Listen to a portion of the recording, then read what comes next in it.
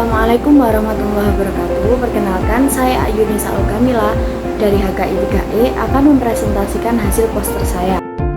Sebelumnya, penelitian ini bertujuan untuk menganalisis pernikahan campuran menurut Undang-Undang Nomor 1 Tahun 1974 tentang perkawinan dalam perspektif hukum perdata internasional. Dengan adanya perkembangan teknologi saat ini, kasus pernikahan di Indonesia semakin meningkat, seperti halnya pernikahan campuran beda negara yang banyak terjadi di kalangan influencer yang menarik perhatian para penonton. Hal ini sangat berpengaruh pada ketetapan undang-undang perkawinan mengenai akibat dari yurisdiksi hukum dan status anak hasil pernikahan campuran tersebut.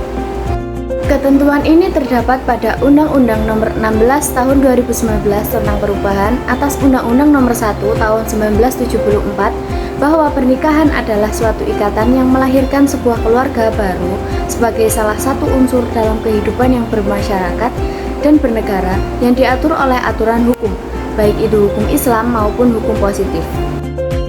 Dari latar belakang tersebut, maka terjadi suatu kasus, yaitu bagaimana akibat hukum dari perkawinan campuran dan bagi anak dari pasangan perkawinan tersebut.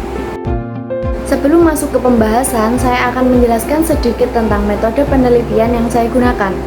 Itu dengan menggunakan metode penelitian kualitatif dengan metode studi dokumen dan studi kasus, dan saya menggunakan teknik pengumpulan data melalui jurnal, artikel, dan beberapa media sosial, dan yang pastinya dari akun medsos sang influencer tersebut. Selanjutnya, saya akan menjelaskan pembahasan dari poster ini, bahwa di Indonesia terdapat ketentuan hukum dalam undang-undang perkawinan, bahwa perkawinan hanya diizinkan jika dilakukan menurut hukum masing-masing agama dan kepercayaannya. Saya mengambil kasus salah satu influencer Indonesia, yaitu Julia dengan Daehoon yang berkewarganegaraan Korea Selatan, di mana terdapat berbagai ketentuan hukum antar negara asing. Pernikahan campuran ini berpengaruh pada kewarganegaraan pasangan menurut ketentuan pasal 26 ayat 1 dan ayat 3 Undang-Undang Kewarganegaraan.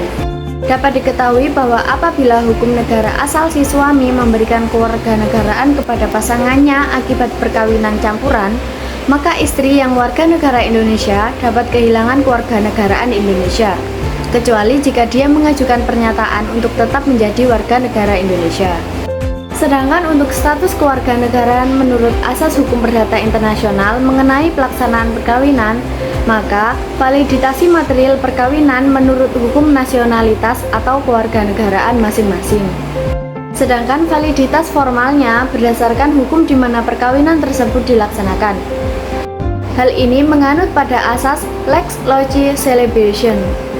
Asas ini bersangkutan dengan pasal 29 Undang-Undang Nomor 23 Tahun 2002 tentang perlindungan anak, yang menyatakan bahwa apabila terjadi pernikahan campuran antar warga negara Indonesia dengan warga negara asing, anak yang dilahirkan dari perkawinan tersebut berhak memperoleh kewarganegaraan dari ayah atau ibunya sesuai dengan ketentuan perundang-undangan yang berlaku.